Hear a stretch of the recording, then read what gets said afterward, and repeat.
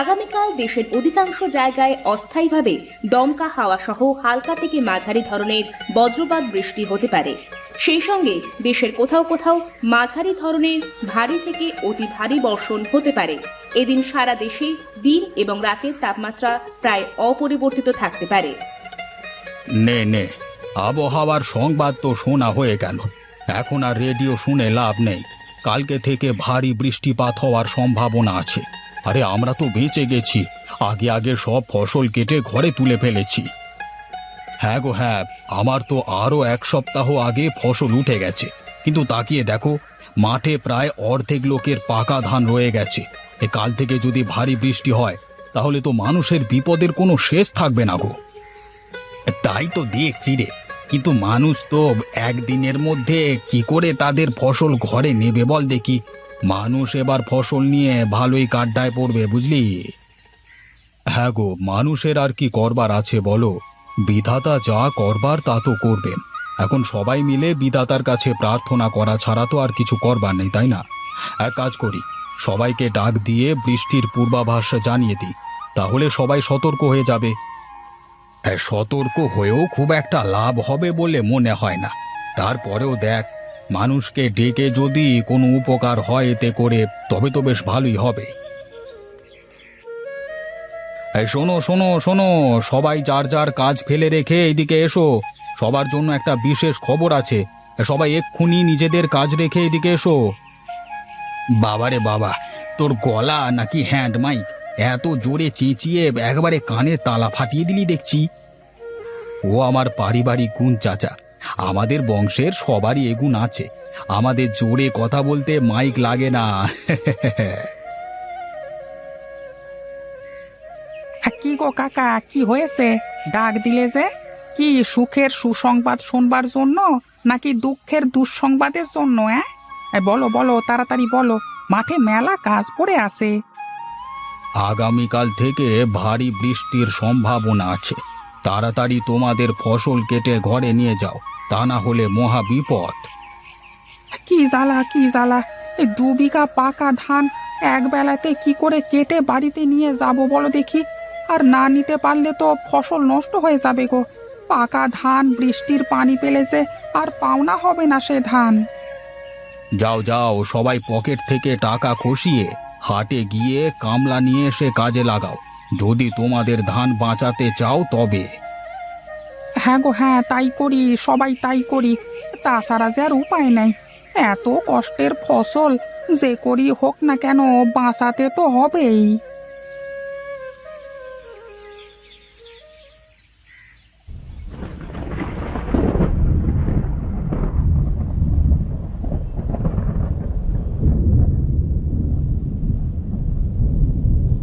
দে দে, তাড়াতাড়ি আমার হাতে একটা একটা করে দে ধানের আঁটি, আমিও ভালো করে গাড়িতে সাজিয়ে দিই।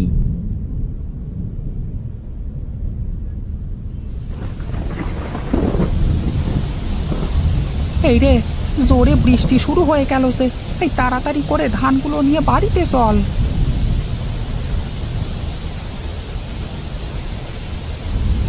কি কথা, চিন্তিত দেখাচ্ছে কেন তোমাকে?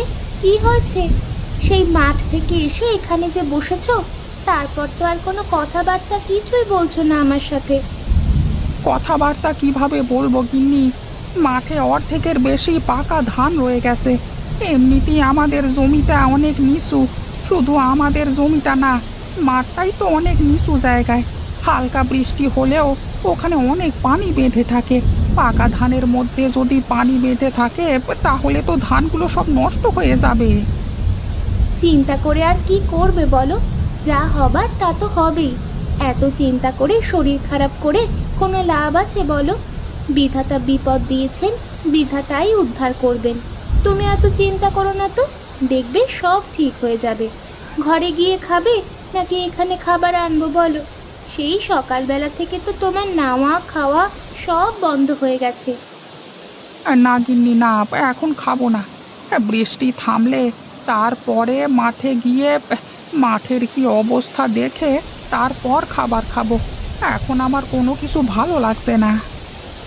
দেখো কাণ্ড, মাঠে পাকা ধানের ওপর বৃষ্টি পড়েছে বলে কি খাবার খাবে না? আমি ভাত বাড়ছি, তুমি এসে খেয়ে নাও।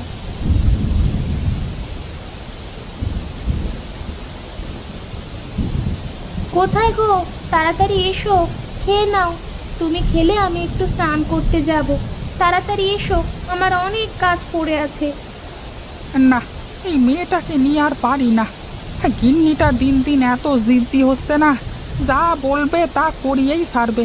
যাই যাই, সে একবার যখন বলেছে তার মানে ভাত খাইয়েই সারবে আমাকে। এখানে বসে থেকে লাভ নেই, তাড়াতাড়ি গিয়ে ভাত খেয়ে আসি।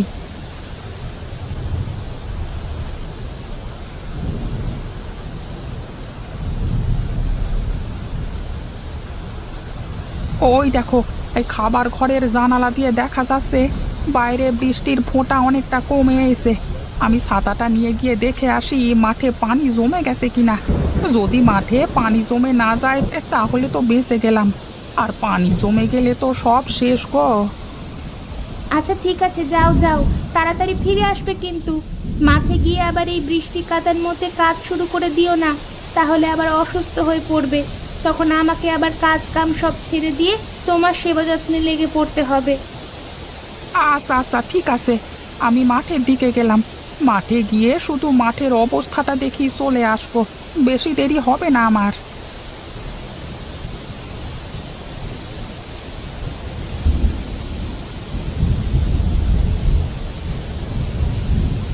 যাক বাবা, বাঁচা গেল। মাঠে তো তেমন পানি জমেনি। যদি আর বৃষ্টি না হয় তাহলে কালকে সকাল থেকে আবার ধান কাটতে পারবো। যাই যাই, এখন এখানে থেকে আর কোনো কাজ নেই, বাড়িতে ফিরে যাই।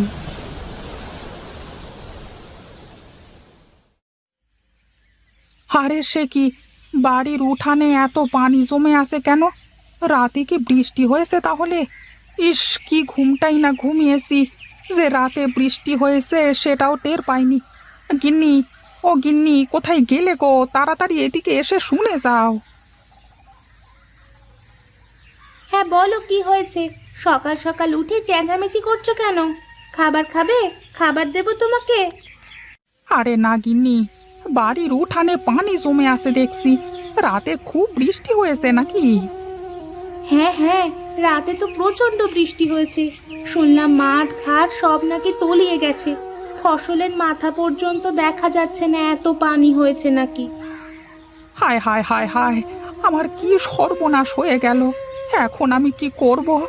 এতদিন ধরে পরিশ্রম করা, শেষ পর্যন্ত ফসল কিনা ঘরে ওঠাতে পারলাম না গো। চিন্তা করো না, বিধাতা একটা না একটা উপায় ঠিক বের করে দেবে। কথায় আছে না, দুঃখের পরেই সুখ আসে। এসো, তুমি কটা খেয়ে নাও, আমি খেতে দিই তোমায়। না গো গিন্নি, আমি মাঠে যাব আগে, গিয়ে দেখে আসি মাঠের কি অবস্থা, তারপরে না হয় খাওয়া যাবে।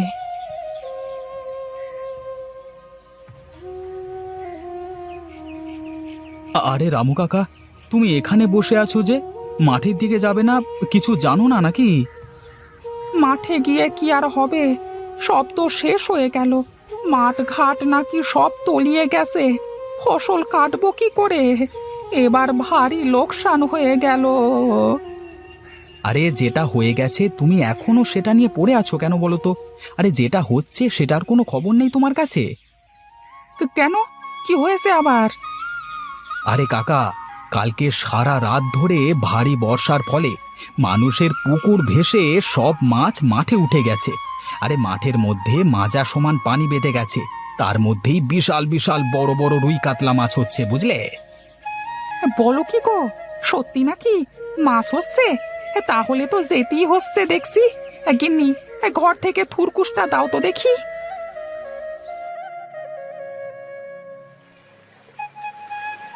ওই দেখো দাদা, এই বলেছিলাম না মাঠে অনেক মাছ হচ্ছে। এই চলো চলো, মাছ ধরতে লেগে পড়ি। হ্যাঁ হ্যাঁ, চল চল, তাড়াতাড়ি চল।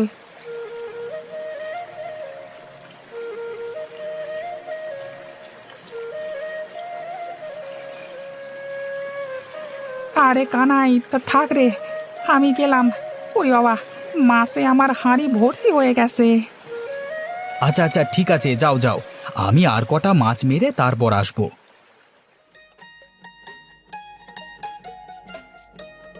গিন্নি, ও গিন্নি, হ্যাঁ, কোথায় গেলে? তাড়াতাড়ি বাইরে এসে দেখো কত মাছ ধরে এনেছি আমি।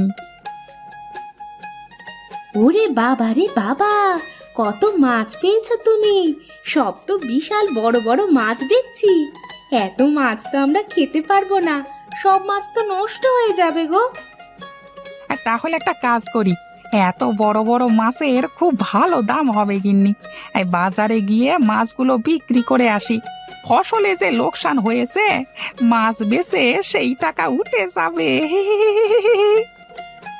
বাহ, এই বুদ্ধিটা কিন্তু দারুণ।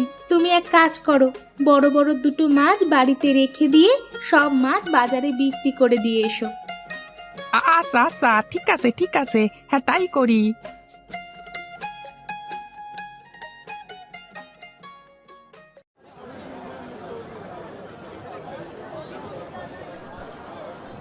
হ্যাঁ, আসলেই এই জন্যই লোকে বলে বিধাতা যা করে মঙ্গলের জন্যই করে।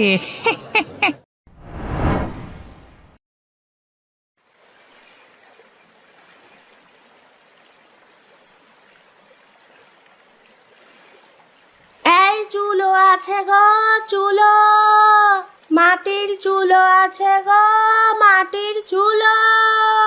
নিয়ে নিন গো, নিয়ে নিন! মাটির শক্ত চুলো নিয়ে নিন! এই চুলো আছে গো, চুলো! কই গো গিন্নি, কোথায় গেলে? এই জলদি করে এখানে একটু আসো তো, তোমার সাথে যে আমার খুব জরুরি কথা আছে। আমি এখন আসতে পারবো না। যা জরুরি কথা জোরেই বলো। যত সব কাজের সময় ডাকাডাকি করে। বললাম যে আমার হাতে এখনো অনেক কাজ আছে। আরে গিন্নি, কাজ পরে করো, জলদি করে আগে বাইরে একটু এসে দেখে যাও। আরে বললাম তো, আমার হাতে খুব জরুরি কাজ। এখন আমি আসতে পারবো না। এই বর্ষায় ডুবে যাওয়া গ্রামে থাকতে আমার আর একদমই ভালো লাগছে না। কবে যে এই জাহান্নাম থেকে বের হব। আহা গিন্নি, ওসব কাজ পরেও করা যাবে, তার আগে বাইরে এসে দেখে যাও। এক চুলো বিক্রেতা এসেছে। তোমার তো আবার বর্ষার পানিতে রান্নাঘরের সব চুলো নষ্ট হয়ে গেছে। এখন তো গ্যাসে রান্না করো, গ্যাস যে খুব ব্যয়বহুল হয়ে পড়ছে। এখন তুমি একটা মাটির চুলো কিনে নিলে আমাকে আর অত দাম দিয়ে গ্যাস কিনতে হবে না।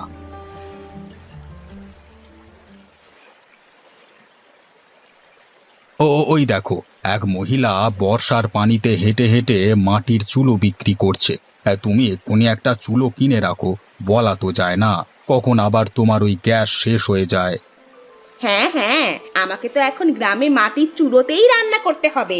কত করে বললাম এই বর্ষার সময়টা চলো শহরে থেকে আসি, তা না, এখন সে আমাকে এই বর্ষার ভেতরে মাটির চুলো দিয়ে রান্না করাবে। যত সব! আহা গিন্নি, রাগ করো না, কখন কি হয়ে যায় তা তো বলা যায় না।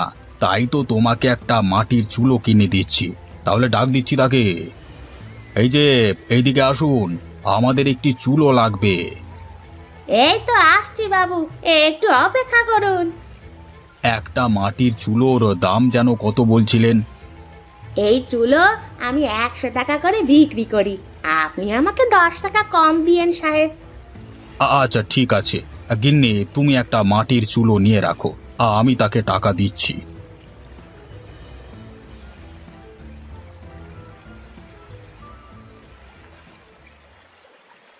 যাক বাবা, আজকের চুলোটা বিক্রি করে ফেলেছি। এবার এই টাকা নিয়ে এখনই বাড়ি যাই।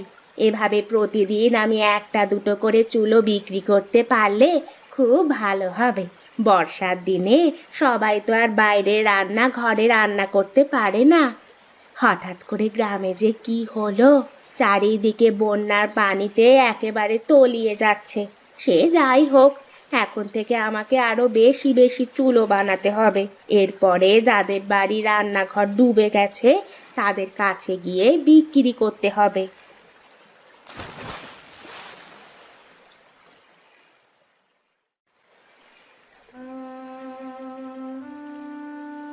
শোনো মতি, তোমার বউ পানিতে পড়ে যাওয়ার কারণে ওর খুব বেশি জ্বর ঠান্ডা হয়েছে, বুঝলে? ওকে কটা দিন একটু বিশ্রাম নিতে হবে। এই সময় ওকে দিয়ে কোনো কাজ করানো যাবে না। আর হ্যাঁ, সময় মতো ওর খাওয়া দাওয়ার দিকেও খেয়াল রাখতে হবে, নইলে এই ঠান্ডা কিন্তু আরো বেড়ে যাবে। আগে ডাক্তার মশাই, ঠিক আছে, আপনি যা যা বলেছেন আমি তাই তাই করব। যেভাবেই হোক আমার বউটাকে দ্রুত সুস্থ করে ফেলবো। বর্ষার কারণে আমার কোনো কাজ নেই। এই বউ আমার বুদ্ধি করে চুলো বানিয়ে বিক্রি করবার বুদ্ধিটা বের করেছে। এখনো চুলো বিক্রি না করলে যে আমাদের সংসার আর চলবে না। তোমাদের গরিবের বিষয়টা আমি বুঝতে পেরেছি মতি, যা হবার তাই হবে, এ নিয়ে অত ভেবো না। তাহলে এবার আমি যাই, তুমি আমাকে আমার ফিসটা দিয়ে দাও তো বাপু।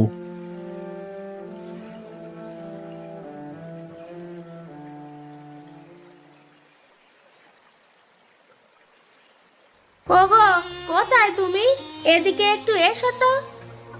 আরে এ কি করছো গিন্নি? তুমি আবার একা একা কষ্ট করে উঠলে কেন? আমাকে ডাক দিলেই তো পারো।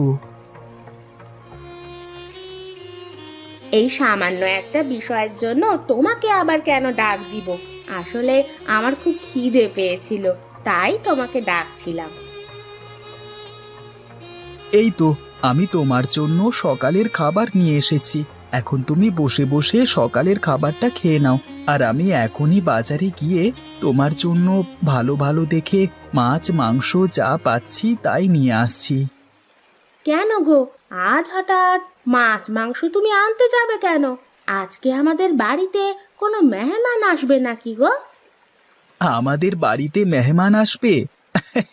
হাসালে গিন্নি, হাসালে। আমাদের না আছে বাবা মা, আর না আছে কোনো আত্মীয় স্বজন। এই দুকুলে যে তোমার আর আমার কেউ নেই, সেখানে আমাদের বাড়িতে আবার মেহমান কোথা থেকে আসবে বলো তো?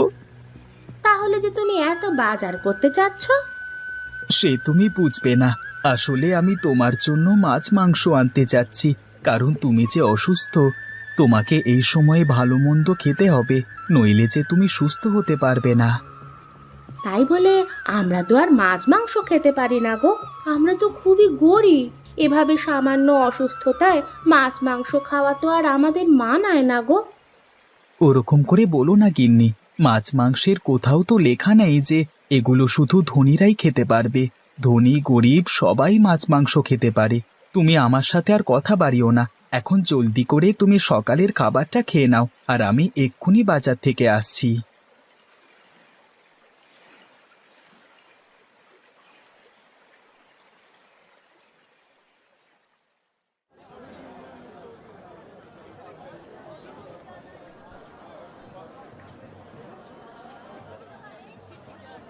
আরে তুই বিজয় না, আমাদের স্যারের ছেলে? তোকে তো আমি চিনতেই পারিনি। তুই কি আমাকে চিনেছিস বিজয়? আমি মতি। আরে মতি, যে আমাদের ক্লাসের সবচেয়ে গরিব ছেলেটা, আরে তোকে আমি চিনতে পারবো না? আমরা তো ছোটবেলায় একসময় বন্ধু ছিলাম। পরে বাবা আমাকে লেখাপড়া করতে শহরে পাঠিয়ে দেয়, কিন্তু তারপর থেকে আর তোর সাথে যোগাযোগ করা হয়নি। এই তো, আমার কথা দেখছি সব তোর মনে পড়ে গেছে। হ্যাঁ, আমি সেই গরিব ছেলেটা। অনেকদিন পর তোর সাথে দেখা হলো। চল চায়ের দোকানে চল, সেখানে গিয়ে কয়েক ঘন্টা আড্ডা দিই। আরে না না, আমার অত সময় নেই রে মতি। আমি এসেছিলাম বাজার করতে, দেরি করে বাজারে আসায় এখন বাজারে এসে দেখি মাছ মাংস কোনো কিছুই নেই। ওদিকে যে এসব না নিয়ে গেলে গিন্নি আমাকে একেবারে মেরে ফেলবে। এখন দেখি কোনো একটা ব্যবস্থা করতে পারি কিনা। চারিদিকে পানিতে থই থই করছে। এই বর্ষার দিনে তুই কিছুই আর করতে পারবি না। যেহেতু আমার সাথে তোর দেখা হয়ে গেছে, তাহলে আজকে চল আমার বাড়িতে। তোর আর তোর বউয়ের নেমন্তন্ন। তোরা আজ আমার বাড়িতে মেহমান হয়ে চলে আয়। যদিও আমি গরিব মানুষ, তবে যতটুকু পারি তোদের আপ্যায়ন করব। আরে না না, তোকে এরকম চাপ দেওয়াটা একেবারেই ঠিক হবে না। আমরা অন্য কোনো সময় তোদের বাড়িতে যাব। আরে না ভাই, ওসব কথা বললে একদমই হবে না। তুই যেভাবেই হোক আজকে দুপুরে তোর বউকে নিয়ে আমার বাড়িতে চলে আয়। আমার বাড়িতে আজকে তোর আর তোর বউয়ের নেমন্তন্ন। আর শোন, আমার বাড়িটা কোথায় সেটা তো জানিস নাকি? এত করে যখন বলছিস তাহলে ঠিক আছে, আমি আজকে দুপুরে তোর বাড়িতে নেমন্তন্ন খেতে যাব। আর হ্যাঁ, তোর বাড়িটা না চিনলে আর কার বাড়িটা চিনবো? সে নিয়ে তুই একদমই ভাবিস না। সময় মতো আমরা চলে আসবো।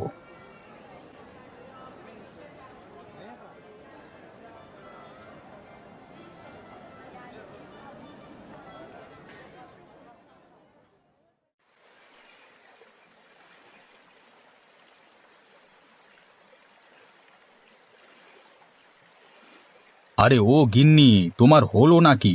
আরে দুপুর গড়িয়ে বিকেল হতে চললো, এদিকে একটা নেমন্তন্ন আছে, সেটা কি ভুলে গেছো? না না, নিমন্ত্রণের কথা আমি অত সহজে ভুলি না। নেমন্তন্ন না খেয়ে কি ঘরে না খেয়ে থাকবো নাকি? দেখছো না আমি রেডি হয়ে আছি, এবারে গিয়ে নেমন্তন্নটা খেয়ে আসি।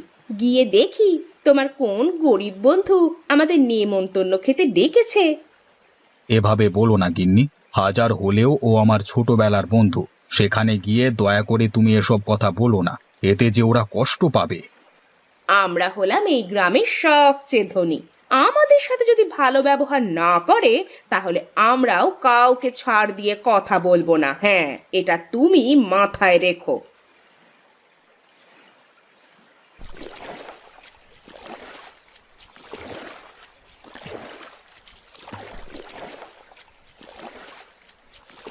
আরে বিজয়, তুই চলে এসেছিস বন্ধু।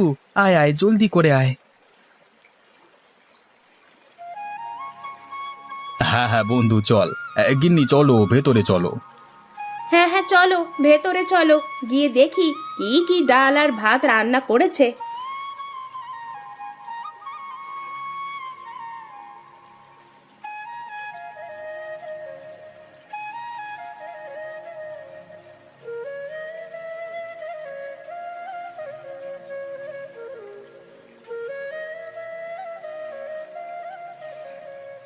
কি গো গিন্নি, চমকে গেলে নাকি? খুব তো গরিব দেখে ঠাট্টা মশকরা করছিলে, এখন দেখো বন্যার দিনে গরিবের অতিথি আপ্যায়ন কেমন। ওগো, তুমি আমাকে অপমান করো না। আমি আসলে আমার ভুল বুঝতে পেরেছি। আমার মনে যে অহংকার ছিল তা আজ এই মতির বউকে দেখে ভেঙে গেছে, যে কিনা নিজে কাজ করে তার স্বামীকে সাহায্য করে। অন্যদিকে আমি যখন যা চাই তাই এনে দেওয়ার পরেও উল্টে তোমার সাথে খারাপ ব্যবহার করি। এভাবে বলো না গিন্নি।